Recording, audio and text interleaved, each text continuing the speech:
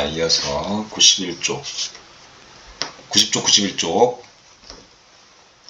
지금 33번 문제 같은 거 한번 볼까요? 33번 문제 보면 좀 앞에 우리가 하던 거와는 좀 다른 형태로 문제가 주어져 있죠.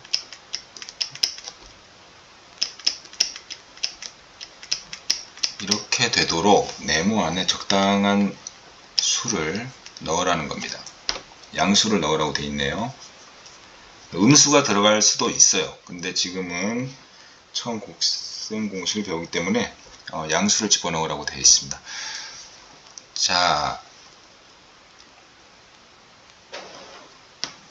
이 x 플러스 네모, 이거를 우리가 앞에 공부한 곱셈 공식으로 전개를 하면 어떻게 됩니까? x 제곱 더하기 2 곱하기 네모 곱하기 x 더하기 네모의 제곱이 되죠. 그런데 이게 이 식하고 정확하게 맞아 떨어져야 돼요. 정확하게 맞아 떨어져야 되기 때문에 이 x항에서는 바로 이 x항과 개수가 같아야 되고, 또 상수항은 또 역시 여기에 상수항과 정확하게 맞아야 됩니다. 정확하게 맞아야 되니까 뭐 두 가지를 다 통해서 우리가 알 수도 있는데, 손쉽게 알 수 있는 방법으로 상수항을 비교해서 네모의 제곱이 49가 되면 돼요. 49는 무엇의 제곱입니까? 49는 7의 제곱이죠. 또 마이너스 7의 제곱이기도 해요. 마이너스 7의 제곱이기도 한데, 지금 그러면 사실 x 더하기 7의 제곱도 되지만 x 더하기 마이너스 7의 제곱도 즉 x 마이너스 7의 제곱도 되는 건데, 자, 이렇게 하면 어떻게 됩니까? 이렇게 되면은 이게 안 돼요. x항이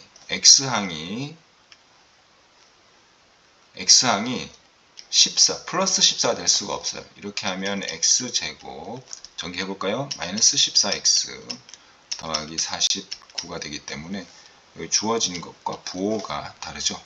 그래서 마이너스 7은 안 됩니다. 상수항만 놓고 봤을 때는 마이너스 7이 될 것 같았지만, 막상 이제 1차항까지 비교를 해보면 부호가 달라서 마이너스 7은 될 수가 없어요. 문제를 하나 더 풀어보겠습니다.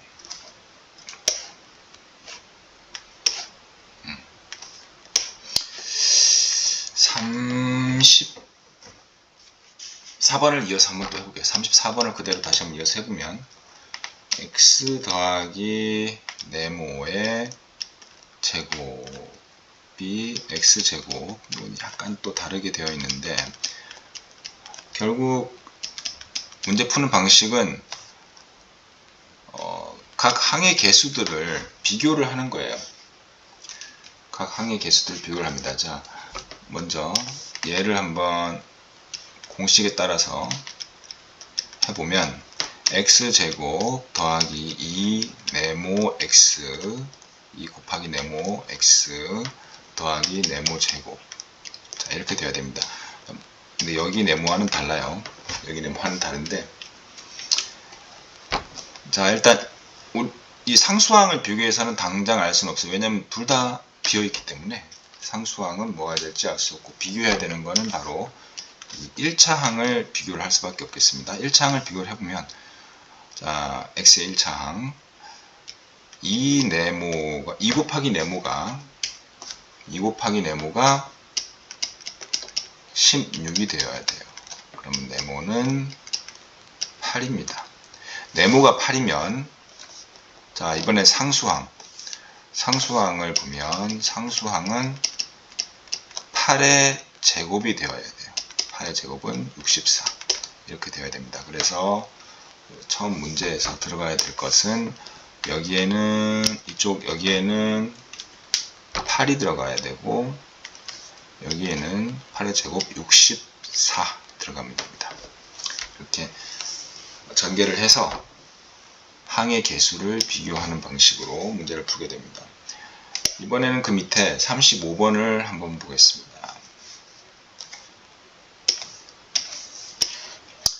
35번 분수가 들어가 있거든요. 분수가 들어가 있어도 전혀 당황할 게 없어요.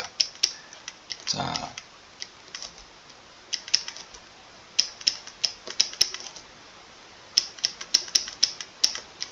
이렇게 되어 있습니다.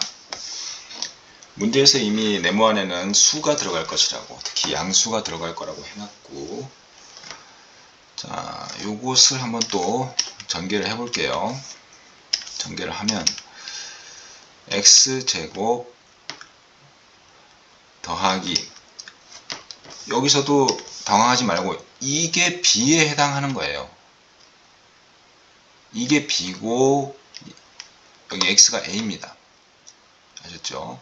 x가 a고 여기 네모분의 1 전체가 다 b예요. 네모분의 1 전체가 다 b입니다. 그래서 이걸 그대로 해주면 돼요.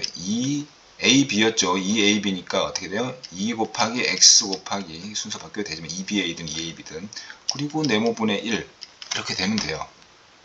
2ab 그리고 b의 제곱 이렇게 되는 겁니다.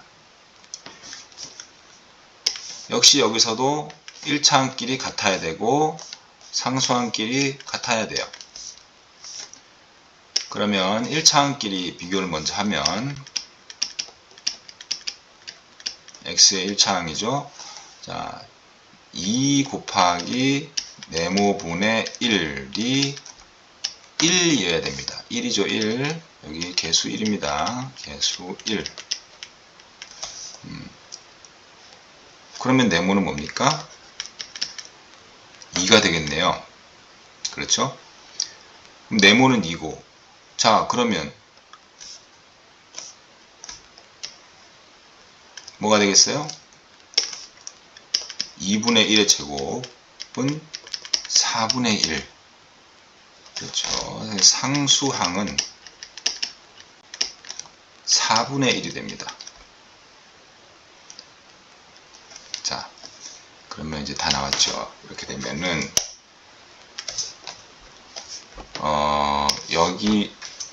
여기에는 2가 들어가야 되고 이쪽 네모에는 4가 들어가면 됩니다.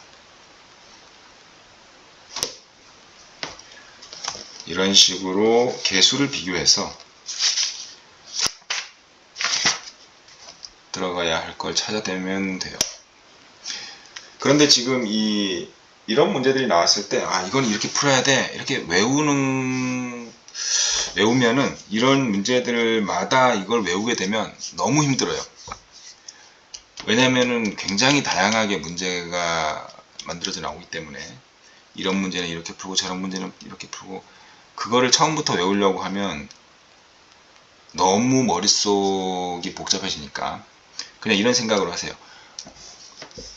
그러니까 가장 근본이 되는 것들을 확실하게 이해하고 외우고, 그 이외의 것들은 그걸 활용해서 나오는 문제는 그냥 풀겠다, 그냥 어떻게 해서 풀겠다, 이런 마음으로 있는 게 차라리 낫습니다. 그게 머릿속이 말끔하게 정리가 되기 때문에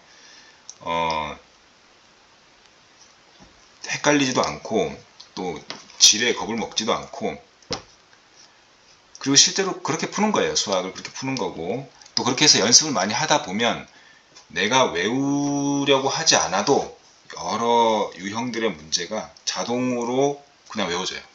그러니까 문제를 많이 풀어서 그냥 외워지도록 해야지, 그 유형마다 다 외우려고 하면은, 처음부터 그렇게 하려고 하면 질려서 못합니다. 질리고 너무 힘들어요. 유형이란 게 수학이 너무 많기 때문에.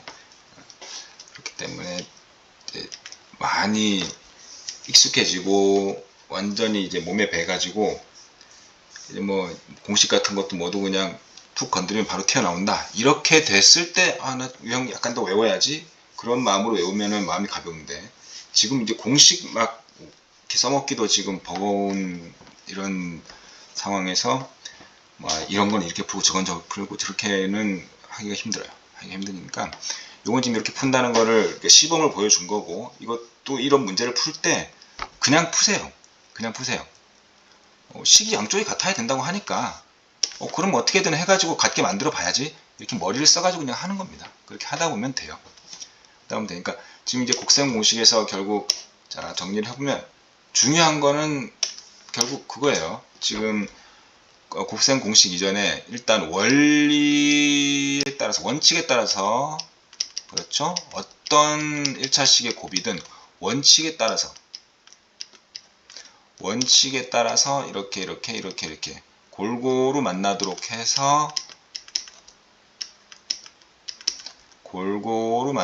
해가지고 아이고 빠르게 하니까 제가 할 게 알리네요. 자 이렇게 골고루 만나게 한다는 이거 원칙, 이 곱셈의 원칙 이것이 가장 중요하고요. 그 다음에 우리가 첫 번째로 배운 이 공식, 물론 이 원칙대로 하면 되지만 마침 이런 형태에 맞게 나왔을 때 바로 빠르게 풀 수 있도록 하나쯤 또 배운 거예요. 공식을. 중학교에서 지금 배울 공식은 여기서 지금 하나밖에 더 나오지 않습니다. 그거 외우고서 이렇게 간단하죠, 그죠? 수가 몇 개 안 돼요. 이 원칙하고, 그러니까 원칙을 많이 외우는 게 아니라 원칙 이거를 하나를 확실하게 내가 익혀놓고 이걸 써먹기를 잘하는 거예요. 이렇게도 해보고 저렇게도 해보고 많이 해보는 겁니다. 그래 이것하고 지금 현재 배운 거는 요거 공식 하나. 사실상 거의 같은 공식이죠. 자, 요거 가지고 문제 이것저것 풀어보면 되는 거예요. 이제 연습을 해보면 되는 겁니다. 자, 그럼 다음 영상에서 이제 아까 말씀드렸던 또 하나의 공식, 이거 증명 한번 해보고 활용하는 거 보고 그러겠습니다.